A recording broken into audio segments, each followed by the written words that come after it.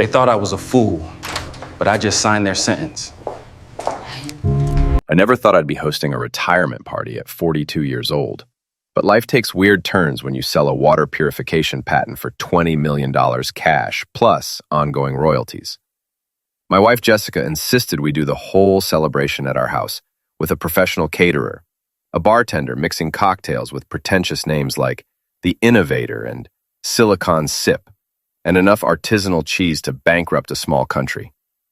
She said people expected me to give some emotional speech about the journey and believing in myself when nobody else did.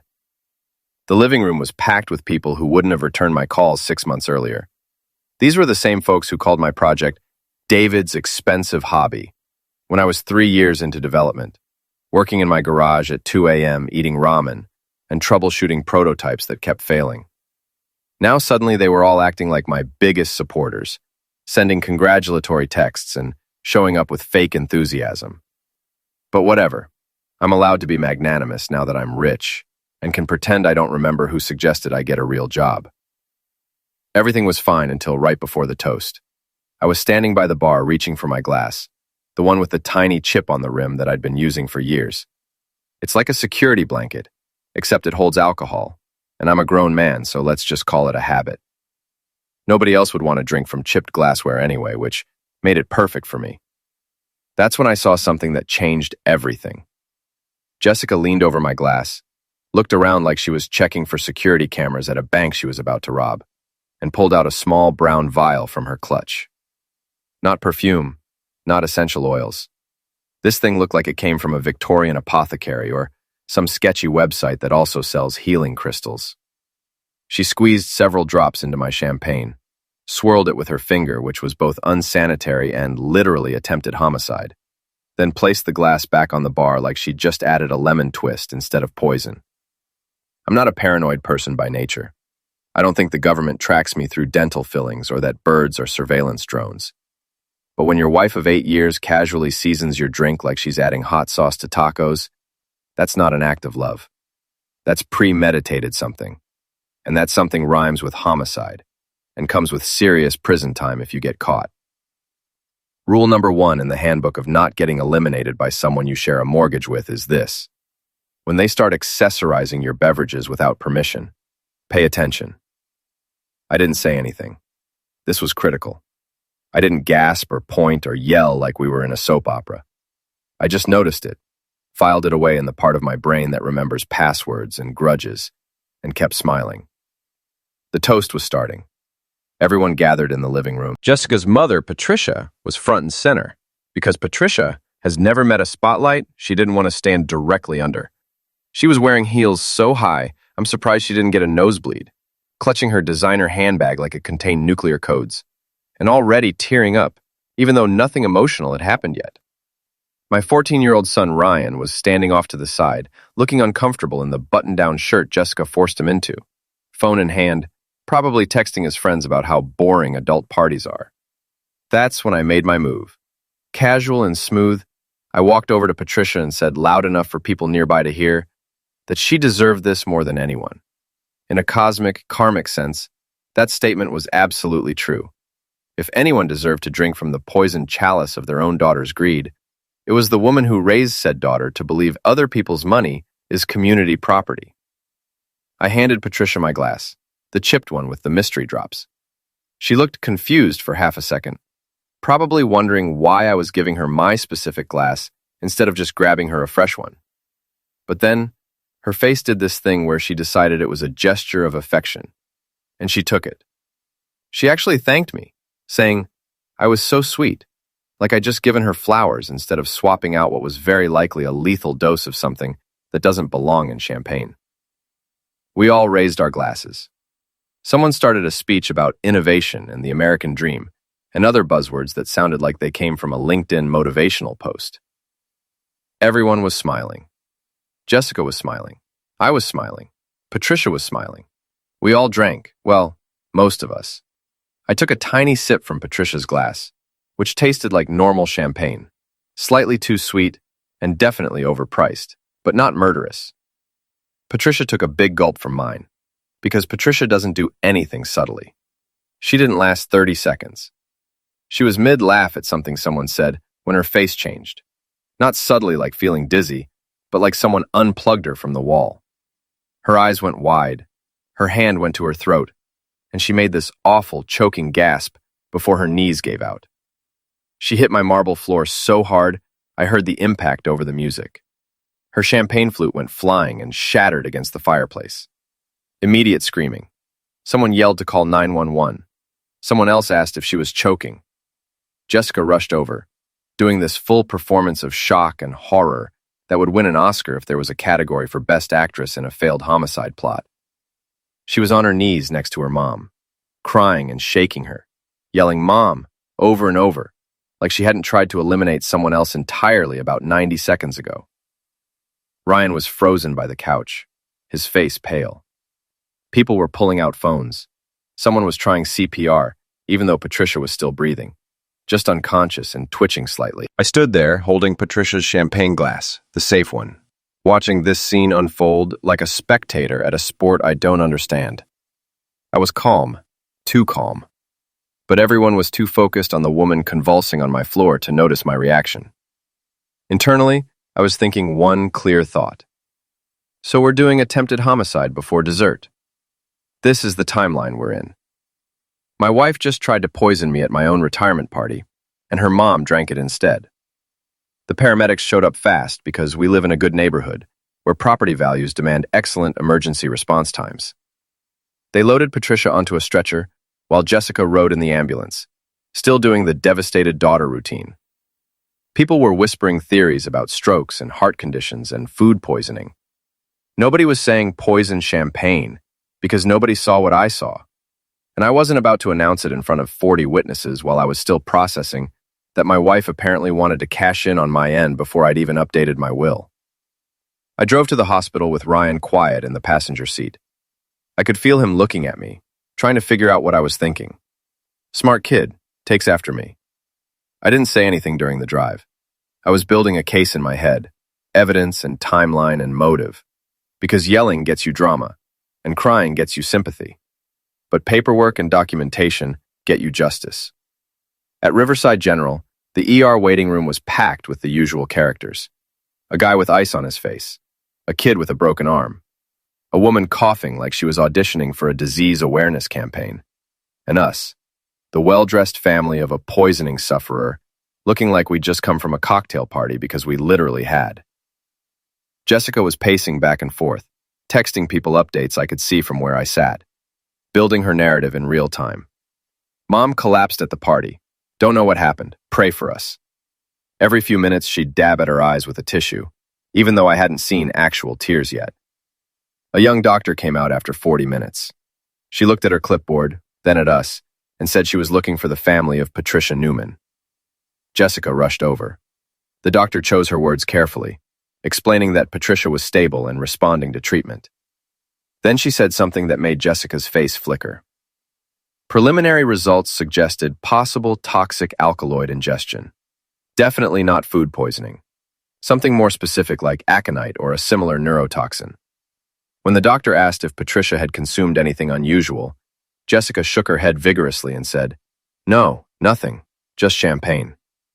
She was talking too fast. People who are innocent don't talk that fast. They take time to think and consider. People who are guilty already have their answer ready, because they've been rehearsing since things went wrong. I stepped in calmly, mentioning that Patricia only took 1 or 2 sips and the reaction was super fast, less than a minute. The doctor nodded, saying that was consistent with acute poisoning from a concentrated source. Jessica froze for half a beat when I said that, her eyes locking onto me like she was trying to read my mind. Then she recovered, her voice going up half an octave as she asked if the doctor thought it was the champagne. The doctor said they'd complete a full toxicology report and that Patricia would stay overnight for observation. Standard procedure for poisoning cases, she said. And I didn't miss how she said poisoning cases like this was now officially a category of incident. After Jessica went to see her mother, I sat with Ryan in the waiting room. Finally, he spoke quietly, saying that the thing about the champagne was weird. I looked at my kid and realized he'd been paying attention to everything. I told him I needed him to remember everything he saw that night and not talk about it with anyone except me. He looked at me for a long moment, and I saw the exact second where he stopped being a kid and started being a witness. When Jessica came back 20 minutes later, her mascara actually smudged. She sat next to me and put her hand on my knee like we were a team, like she wasn't trying to eliminate me 4 hours ago. She said she was so glad I was here and didn't know what she'd do without me. That's when it really clicked. She wasn't relieved her mother survived. She was assessing me, watching to see if I was dizzy or showing symptoms, checking if maybe I'd drunk from that glass after all, and the poison just hadn't kicked in yet. She kept glancing at my hands to see if they were shaking. She was waiting for me to collapse because, in her mind, I was supposed to be the one on that stretcher. We drove home around midnight. Ryan fell asleep in the back. Jessica was quiet, staring out the window. I was driving with steady hands, but my mind was racing through everything I needed to do. First thing, lawyer. Second, find out what was in that vial. Third, figure out how deep this goes. Because people don't randomly decide to poison their spouses. There's always money. That's when I started doing the math. Jessica's boutique that was bleeding money. Patricia's multiple mortgages. The designer lifestyle requiring 6 figures just to maintain. And I realized something obvious. My wife didn't try to eliminate me because she hates me. She tried to eliminate me because she needs me dead. Dead husbands come with life insurance and marital assets and sympathy and no prenup enforcement. Dead husbands are profitable. Living husbands with $20 million and a valid prenup, not so much. When we got home, Jessica went straight upstairs without saying goodnight. I went to my office, closed and locked the door, and pulled out bourbon from the cabinet. But I didn't just pour it. I checked the seal first, examined the cap, held it up to the light, looking for any sign of tampering. This is my life now. A 42-year-old man who just made $20 million inspecting his own bourbon like a detective in a noir film. Except the noir film is my actual life, and the femme fatale is sleeping upstairs. I opened it in front of my desk camera because if I'm going to drink something, I want video evidence that I opened a sealed bottle myself. This is the level of paranoia I've achieved in 6 hours. Then I started looking at finances. Not just mine, but the whole ecosystem of everyone who might want me dead. The deal just closed. $20 million hit my account last Tuesday. I haven't distributed anything yet because I'm not an idiot and wanted to talk to financial advisors first. The patent is mine. Legally, solely, completely. Jessica isn't on the LLC, isn't on the patent, isn't on anything related to my business because we have a prenup signed 8 years ago. My lawyer said to protect my intellectual property, and I listened. The prenup is clear. What's mine is mine, what's hers is hers. In a divorce, Jessica gets whatever we accumulated together during the marriage. The house we bought together, joint savings of maybe $60,000, and possibly spousal support because that's how California works. But she doesn't get the patent, doesn't get the $20 million, doesn't get the royalties. Unless I'm dead. If I die before updating my will, which I haven't done because the money just hit and I was planning to deal with it next week, then my current will from 3 years ago is still active. That will leaves everything to Jessica. Everything. Because that's what you do when you're married and think you're going to grow old together. You trust them. You assume they want you alive more than they want you dead and wealthy. I pulled up Jessica's boutique financials. On Instagram, it looks thriving with constant posts about sold-out items and exclusive drops and thank you messages to amazing clients. But in QuickBooks, the real story is different. Monthly losses averaging $12,000. Revenue inconsistent at best. Expenses include rent on a retail space that's way too expensive, inventory that doesn't move, a social media manager charging $3,000 monthly, and something called brand development consulting that costs $5,000 monthly and involves a woman named Sage telling Jessica her energy needs alignment with abundance. The boutique is a vanity project that became a financial black hole. Every month I've been covering losses because that's what you do when you're married to someone with a dream. 4 years of losses, totaling over $300,000.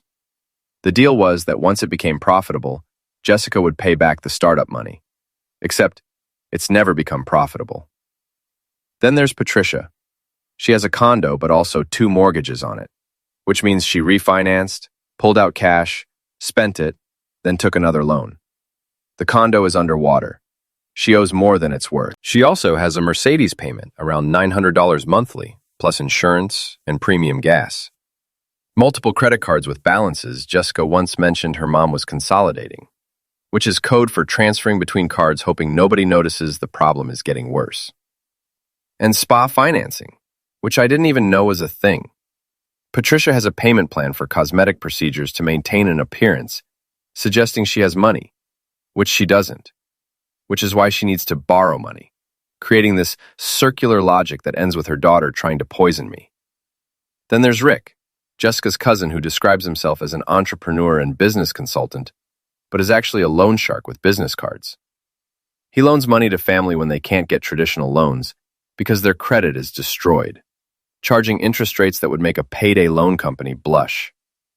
6 months ago, I overheard Jessica say Rick was helping the family with temporary bridge capital, which is fancy language for loaning money that needs to be paid back with substantial interest, or else. So here's the full picture.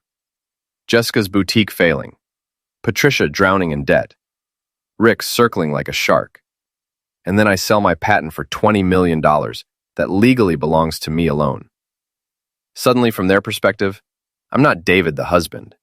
I'm David the solution. I'm the walking ATM that just needs to stop walking. If I die tragically, Jessica becomes the grieving widow, inherits everything, pays off boutique debt, Patricia's mortgages, Rick's loans. She's suddenly solvent and sympathetic. Nobody suspects the widow. This wasn't rage. This was accounting. I finished my bourbon, poured another from the sealed bottle on camera, and started making a list. Not a revenge list, a strategic documentation list. I'm going to need my lawyer, financial records, security cameras, witness statements, that toxicology report on Patricia. Everything documented and timestamped and notarized. Because I'm not just protecting my money, I'm protecting my life. I called my lawyer Regina the next morning. She answered on the second ring. I told her everything. The party, the poison, the hospital, the financial motive. She listened without interrupting. When I was done, she said we're going on offense. Music to my ears. She said I needed 2 things. Witnesses that I'm mentally competent, and legal structures making it impossible for Jessica to control my money or medical decisions. Regina set up an appointment with Dr. Michael Chen, an independent psychiatrist who testified in about 50 conservatorship cases and never been successfully challenged. He could see me at 2 p.m. that day for a full neurocognitive assessment. If Jessica tried claiming I was declining or confused or needed a conservator, we'd have certified proof that I wasn't. The assessment was exhausting. 3 hours of memory tests where he gave me word lists to repeat immediately, then 5 minutes later, then 20 minutes later. Problem-solving exercises with patterns and sequences. Questions about current events and geography. Tasks like drawing a clock showing specific times and copying complex figures. Counting backward from 100 by 7s. At the end, Dr. Chen was direct. I showed no signs of cognitive impairment, dementia, or any condition preventing me from managing my own affairs. He printed a 10-page report full of scores and analysis and signed it. The notarized version would go to Regina by end of business. Regina also said we'd restructure my assets into trusts Jessica couldn't touch. Not in divorce, not if I died, not ever. We'd create an irrevocable trust for the bulk of my patent money and royalties, managed by a corporate trustee, a bank, not a person, because people can be bribed or manipulated. The trust documents would specifically exclude Jessica and Patricia from any distributions or decision-making. We'd also create medical and financial power of attorney documents. But instead of giving that power to my wife, I'd give it to Regina, or a professional fiduciary. Anyone except Jessica. We'd put specific language banning Jessica and Patricia explicitly by name. She also said we'd put fraud alerts on every bank account and brokerage account, with letters to each institution explaining there had been attempted, fraudulent transactions. And cameras everywhere. My house, office, car if possible. All legal and time-stamped, and backed up to cloud storage only I control. Because right now, It's my word against hers. She says I'm confused. I say she tried to poison me. Without evidence, it's a credibility contest. But with video and audio, it becomes a criminal case. The next morning at 9 a.m., Jessica and Rick showed up at my door holding a bag from the fancy bakery downtown. Nobody shows up with expensive pastries unless they want something. And the more expensive the pastries, the bigger the ask. These were like $8 croissants. I was in trouble. They wanted to talk. I let them in because you can't document someone's insanity if you don't let them perform it. We sat in the kitchen. Jessica made coffee while I watched every step because I wasn't drinking anything I didn't personally supervise. Then she slid a glossy brochure across the table. Golden Birch Lifestyle Community, showing beautiful buildings with palm trees and people playing chess by fountains. Jessica said it wasn't a nursing home. It was luxury assisted living, like a resort, but with medical staff. They had a Michelin-trained chef and spa with massage therapists, and activities like art classes and wine tastings. She was talking fast, selling hard, saying I just needed to sign the intake packet and they'd handle everything. I flipped through the brochure. Entry fee, $400,000, fully refundable minus processing fees. Monthly fee, $12,000.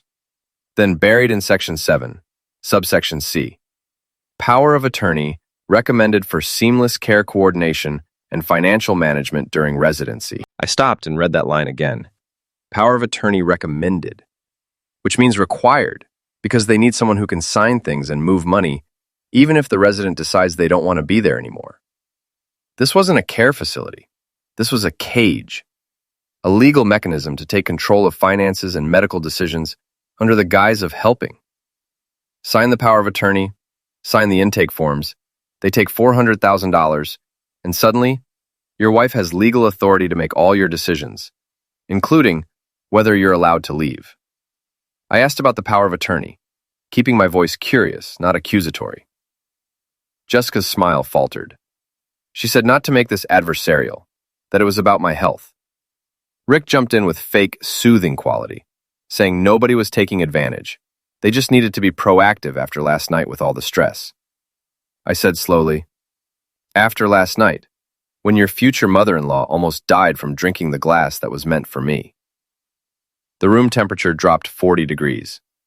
Jessica went pale. Rick stopped mid-sentence. We all sat there breathing in that sentence. Jessica recovered first, asking what I was talking about, saying that was crazy and paranoid and I wasn't thinking clearly.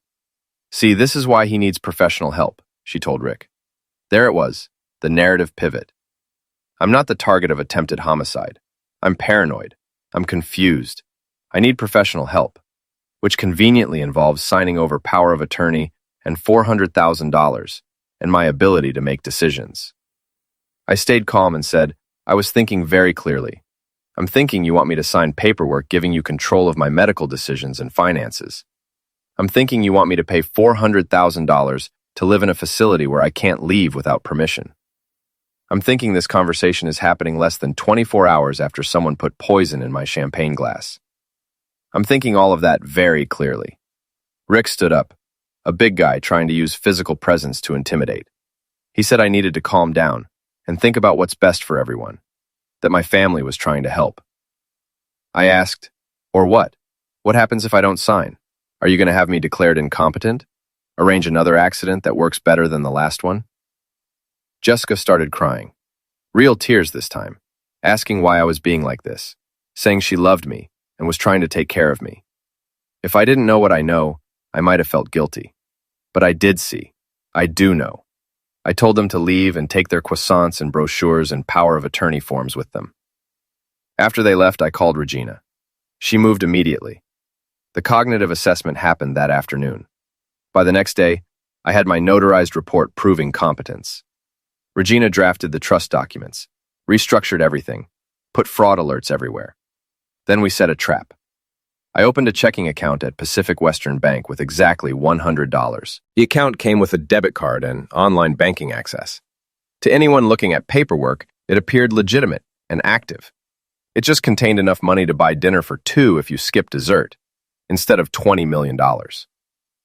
Regina drafted a fake power of attorney document that looked official, with proper formatting and legal language, but it was carefully crafted to only give access to this one specific checking account and nothing else. It specifically forbade any movement of securities, property, patents, or royalties. It auto-expired in 90 days, and buried in Section 12, subsection F, it said any attempt to exceed the authority granted constitutes fraud and nullifies the agreement. Anyone who read carefully would see it was limited, but anyone desperate and greedy looking for access would see power of attorney and think they hit the jackpot. They'd skip the fine print. We also created a fake portfolio summary with account numbers and balances, except the numbers were fake. The accounts were mostly fake.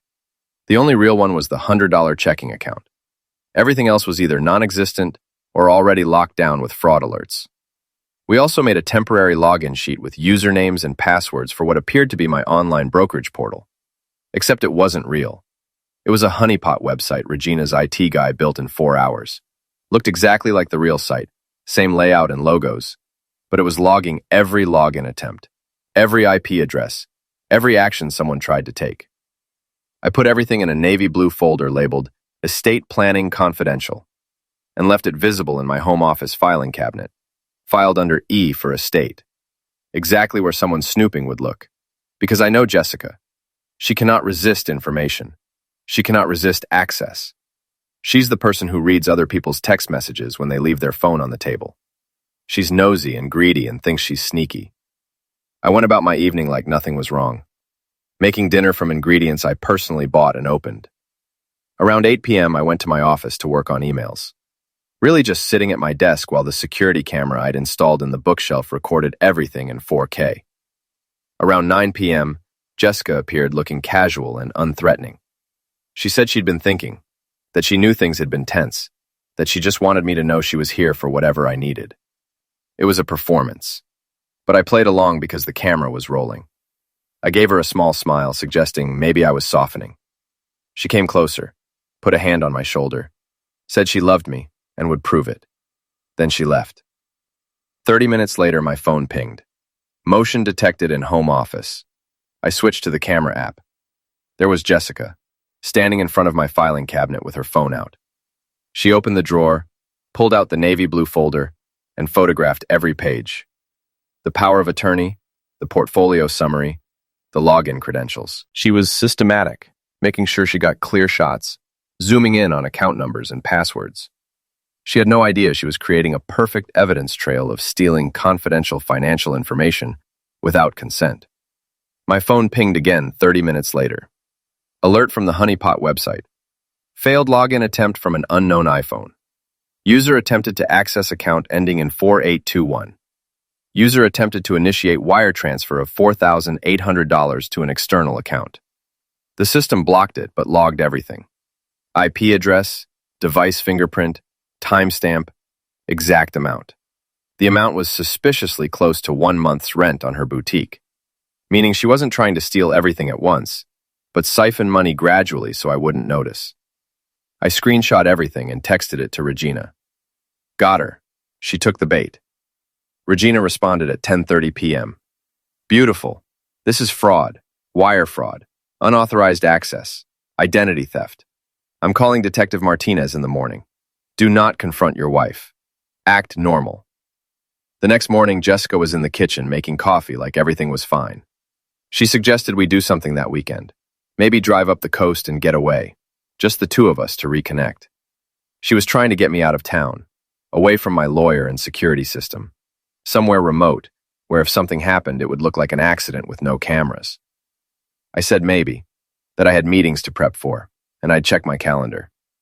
She smiled, but I could see frustration behind it. Her timeline was slipping.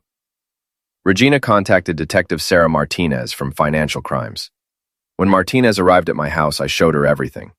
Security footage of Jessica in my office, the photographed documents, the login attempts, the blocked transfer, the cognitive assessment, the trust documents, and the champagne bottle and chipped glass I'd preserved in my freezer. Martinez took it all as evidence and told me to be extremely careful, not to eat or drink anything I didn't open myself. Not from my wife, not from family, not from restaurants, Not even a mint at church. The toxicology report came back confirming aconite in the champagne. Martinez called saying this was officially attempted homicide, and they'd be getting search warrants. A few days later, Regina suggested we set up one final trap. A meeting at the bank where Jessica thought she'd access my accounts using the power of attorney. The meeting happened on a Tuesday morning. Jessica showed up with Rick and the Golden Birch representative, all confidence and excitement. They sat at the glass conference table. I signed Regina's decoy power of attorney, the one giving access only to the $100 account. Rick leaned forward like he'd witnessed destiny.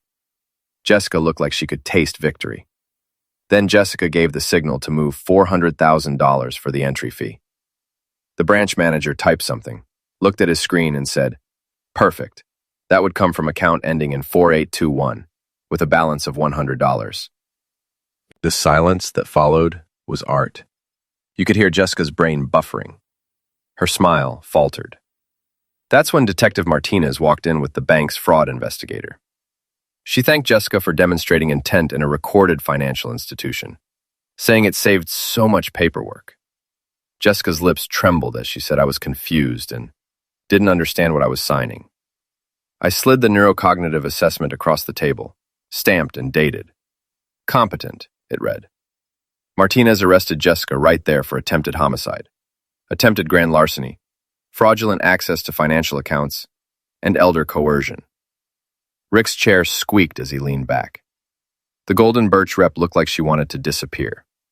Jessica sputtered that it was insane, but her voice cracked over the sound of handcuffs snapping shut. But it still wasn't over. That night at 9:42 p.m., my doorbell rang. Outside stood a woman in a lab coat with two large men. She said she was Dr. Simone and had received a welfare report about my cognitive state, that they needed to do a quick evaluation. I recognized it immediately as a kidnapping attempt. Through the door, I told her she wasn't my physician. I'd already passed a cognitive assessment, and I was calling the police. When Martinez arrived, she detained all three. They were connected to the Golden Birch scheme. At the trial, prosecutors presented everything. Lab results showing aconite, screenshots of fake documents, Jessica's search history, including how to disguise poison taste and husband's assets after end. Audio of her trying to coerce me into signing documents.